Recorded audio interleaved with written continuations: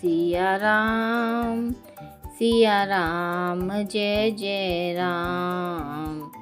राम सिया राम जय जय राम। प्रिय भक्तों, आज हम रामायण के लंका कांड में दोहा संख्या नंबर 91 और 92 तक सुनेंगे। राम बचन सुनि बिहसा मोहि सिखावत ज्ञान। रामा मोहि सिखावत ज्ञान। बैरु करत नहीं तब डरे, अब लागे प्रिय प्राण। सियावर राम जय जय राम। मेरे प्रभु राम जय जय राम। इस दोहे का अर्थ है, श्री राम जी के वचन सुनकर वह खूब हंसा। मुझे ज्ञान सिखाते हो, उस समय वैर करते तो नहीं डरे, अब प्राण प्यारे लग रहे हैं। कही दूर बचन क्रुद्ध दस कंदर, कुलिस समान लाग छाड़े सर। नानाकार सिली मुख धाये, दिसियरु विदेशी गगन मही छाए। इन चपाइयों का अर्थ है, दुर्वचन कहकर रावण क्रुद्ध होकर वज्र के समान बाण छोड़ने लगा। अनेकों आकार के बाण दौड़े और दिशा विदिशा और आकाश और पृथ्वी में सब जगह छा गए। पावक सर छाड़्यूं रघुबीरा, क्षण महु जरे निशाचर तीरा। छाड़े से तिवर शक्ति खसियाई, बाण संग प्रभु फेरी चलाई। इन चपाइयों का अर्थ है, श्री रघुवीर ने अग्नि बाण छोड़ा, रावण के सब बाण क्षण भर में भस्म हो गए। तब उसने खिसियाकर तीक्ष्ण शक्ति छोड़ी। श्री रामचंद्र जी ने उसको बाण के साथ वापस भेज दिया। कोटि न चकर त्रिशूल पबारे, बिनु प्रयास प्रभु काटि निवारे। निफल होहि रावण सर कैसे, खल के सकल मनोरथ जैसे। इन चपाइयों का अर्थ है, वह करोड़ों चक्र और त्रिशूल चलाता है, परंतु प्रभु उन्हें बिना ही परिश्रम के काट कर हटा देते हैं। रावण के बाण किस प्रकार निष्फल होते हैं, जैसे दुष्ट मनुष्यों के सब मनोरथ होते हैं। तब सत बाण सारथी मारे सी, पार्यों भूमि जय राम पुकारे सी। राम कृपा कर सुत उठावा, तब प्रभु परम क्रोध कहूँ पावा। इन चपाइयों का अर्थ है, तब उसने श्री राम जी के सारथी को 100 बाण मारे। वह श्री राम जी की जय पुकार कर पृथ्वी पर गिर पड़ा। श्री राम जी ने कृपा करके सारथी को उठाया, तब प्रभु अत्यंत क्रोध को प्राप्त हुए। भाई क्रोध युद्ध विरुद्ध, रघुपति त्रोण सायक कसम से। कोदंड धुनि अति चंड, सुनि मनुजाद सब मारुत ग्रसे। मंदोदरी उर कंप, कंपति कमठ भू भूधर त्रसे। चिक्करहि दिग्गज दसन, गही मही देखी कौतुक सुर हंसे। ये बड़ा ही सुंदर छंद है। इस छंद का अर्थ है, युद्ध में शत्रु के विरुद्ध श्री राम जी क्रोधित हुए, तब तरकस में बाण कस मसाने लगे, बाहर निकालने को आतुर होने लगे। उनके धनुष का अत्यंत प्रचंड शब्द सुनकर मनुष्य भक्षी सब राक्षस वातग्रस्त हो गए। मंदोदरी का हृदय कांप उठा, समुद्र कच्छप पृथ्वी और पर्वत डर गए। दिशाओं के हाथी पृथ्वी को दांतों से पकड़कर चिंघाड़ने लगे। यह कौतुक देखकर देवता हंसे। ताने चाप श्रवण लगी, छाड़े बिसिख कराल। रामा छाड़े बिसिख कराल। राम मार गण गण चले, लह लहात जनु ब्याल। सियावर राम जय जय राम। मेरे प्रभु राम जय जय राम। इस दोहे का अर्थ है, धनुष को कान तक तान कर श्री रामचंद्र जी ने भयानक बाण छोड़े। श्री राम जी के बाण समूह ऐसे चले मानो सर्प लहलहाते हुए जा रहे हों।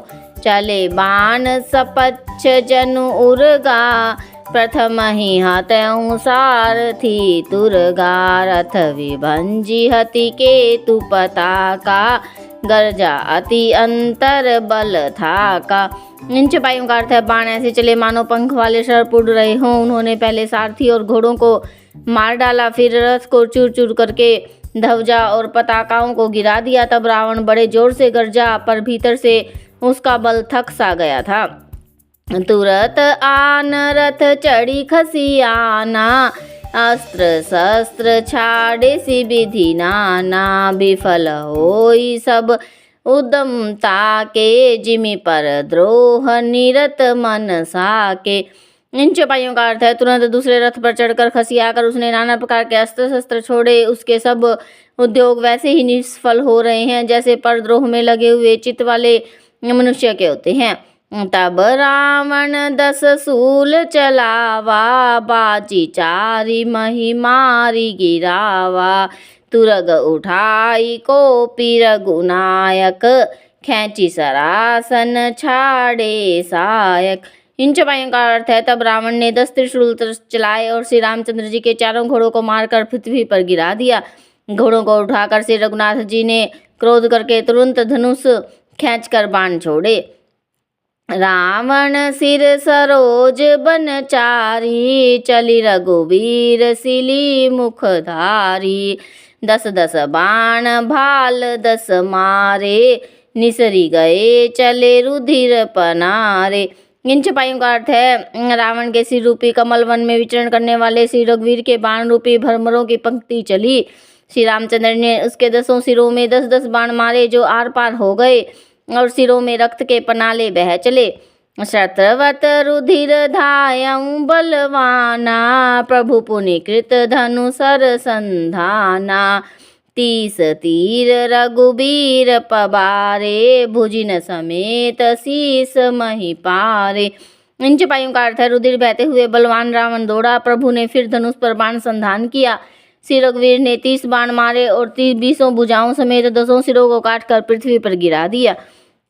काट तही पुनि भय नबीने, राम बहोरी भुजा सिर छीने, प्रभु बहु बार बाहु सिर हय, कटत झट तीन पुनि नूतन भय।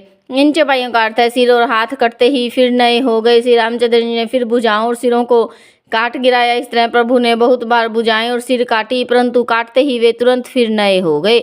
पुनि पुनि प्रभु काटत भुज सीसा, अति कौतुकी कौशलाधीसा, रहे छाई नभ सिर अरु बाहु, मानहु अमित केतु अरु राहु।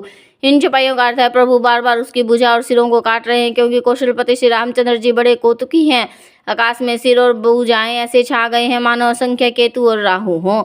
जनु राहु केतु अनेक, नभ पथ शत्रवत शोणित धावहि, रघुवीर तीर प्रचंड लागहि, भूमि गिरन न पावहि, एक एक सर सिर निकर छेदे, नभ उड़त इमि सोहहि, जनु कोपि दिन कर कर निकर, जहाँ तहाँ विधु तुद पोहहि। इस छंद का अर्थ है, मानो अनेकों राहु और केतु रुधिर बहाते हुए आकाश मार्ग से दौड़ रहे हों। श्री रघुवीर के प्रचंड बाणों के लगने से वे पृथ्वी पर गिरने नहीं पाते। एक एक बाण से समूह के सम्मुख सिर छिदे हुए आकाश में उड़ते ऐसे शोभा दे रहे, मानो सूर्य की किरणें क्रोध करके जहाँ तहाँ राहुओं को पिरो रही हो। जिमे जिमे प्रभु हर तासु सिर, तिमि तिमि होहि अपार, रामा तिमि तिमि होहि अपार, सेवत विषय विवर्ध जिमि, नित नित नूतन मार, सियावर राम जय जय राम, मेरे प्रभु राम जय जय राम। इस दोहे का अर्थ है, जैसे जैसे प्रभु उसके सिरों को काटते हैं वैसे ही वैसे वे अपार होते जाते हैं। जैसे विषयों का सेवन करने से काम दिन प्रतिदिन नया नया बढ़ता जाता है। जय जय श्री राम कथा विसर्जन होत है, सुनो वीर हनुमान, राम लखन और जानकी सदा करे कल्याण।